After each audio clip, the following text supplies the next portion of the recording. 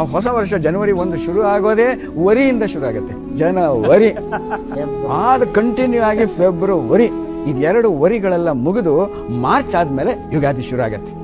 ನಾಡೆ ಮುಂದೆ ನುಗ್ಗಿ ನಡೆ ಮುಂದೆ ಅಂತ ಯುಗಾದಿ ಶುರು ಆಗತ್ತೆ. ನೀವು ಹೇಳಿದ್ರೆ ಇಡೀ ಪ್ರಕೃತಿ ಜನವರಿ 1 ಆಚರಿಸೋದು ಯಾರು? ಮನುಷ್ಯರುಗಳು ಮಾತ್ರ ಆಚರಿಸ್ತಾರೆ ಅಷ್ಟೇ. ಆದ್ರೆ ಯುಗಾದಿ ಆಚರಿಸೋದು ಇಡೀ ಪ್ರಪಂಚ, ಪ್ರಕೃತಿನೇ ಆಚರಿಸುತ್ತೆ. ವಸಂತ ಋತು ಬಂದು ಎಲ್ಲ ಚಿಗುರು. ಹೊಸ ವರ್ಷ ಯುಗಾದಿ ಅಂದ್ರೆ ಚಿಗುರು, ಜನವರಿ 1 ಅಂದ್ರೆ ಒಗರು, ವಾಸನೆ, ಒಂದು ಪಾಂತಿ. ಈ ಥರದ್ದು ಮನೇಲಿ ಅಬ್ಸರ್ವ್ ಮಾಡಿ, ಪ್ರಕೃತಿ ಮತ್ತು ಮನೆ ಎರಡಕ್ಕೆ ಲಿಂಕ್ ಹೆಂಗೆ ಕೊಡ್ತಾರೆ ಅಂತಂದ್ರೆ, ಬೆಳಗ್ಗೆ ಎದ್ದು ಸ್ನಾನ ಮಾಡಿ ಮನೆ ಮುಂದೆ ರಂಗೋಲಿ, ಬಾಗಿಲಿಗೆ ತೋರಣ, ಅಭ್ಯಂಜನ ಸ್ನಾನ, ಸಿಹಿ ತಿಂಡಿ, ದೇವಸ್ಥಾನಕ್ಕೆ ಭೇಟಿ, ಹಿರಿಯರ ಆಶೀರ್ವಾದ ಪಡೆಯೋದು, ಆಮೇಲೆ ಎಲ್ರಿಗೂ ಹಂಚೋದು. ಹೊಸಗಳನ್ನು ಬೇವು ಮತ್ತು ಬೆಲ್ಲ ಎರಡನ್ನು ಮಿಕ್ಸ್ ಮಾಡಿ ಜೀವನದಲ್ಲಿ ಕಷ್ಟ ಸುಖಗಳು ಬರ್ತಾ ಇರುತ್ತೆ. ಈ ವಜ್ರ ದೇಹದಿಂದ ಇಟ್ಕೊಂಡು ಸರ್ವ ಸಂಪತ್ತನ್ನು ತಗೊಂಡು ಎಲ್ಲ ಅನಿಷ್ಟಗಳನ್ನೆಲ್ಲ ನಿವಾರಣೆ ಮಾಡಿಕೊಂಡು ಜನವರಿ 1 ಅಲ್ವೇ ಅಲ್ಲ, ಕೊನೆಯಲ್ಲಿ ನೀನು ವರ್ಷ ಎಲ್ಲ ಆಚರಿಸ್ತೀವಲ್ಲ, ಅದು ಯುಗಾದಿ ಎಂದು ಯುಗಾದಿ.